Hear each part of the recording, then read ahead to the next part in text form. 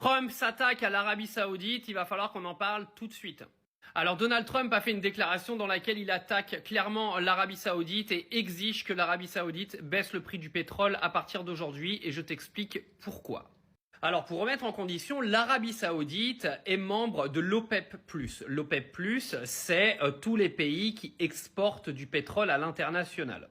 L'Arabie Saoudite est clairement un acteur clé de cette OPEP+, dont participe la Russie, qui est également un énorme exportateur de pétrole.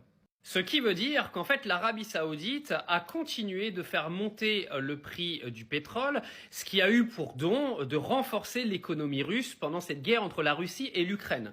Et Donald Trump en fait s'étonnait de savoir pourquoi l'Arabie Saoudite n'avait pas fait baisser le prix du pétrole pour justement diminuer les capacités financières de la Russie, ce qui aurait sûrement empêché Vladimir Poutine de continuer son envahissement de l'Ukraine et pourquoi pas ramener Vladimir Poutine plus proche des négociations avec Volodymyr Zelensky.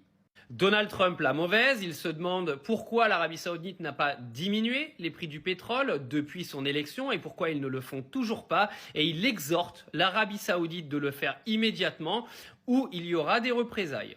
En gros, Donald Trump vient expliquer à l'Arabie Saoudite qu'ils sont complices de ce qu'a fait la Russie en Ukraine et qu'ils ont participé à cette guerre en tuant plusieurs civils ukrainiens à travers ce renforcement économique du pays de Vladimir Poutine.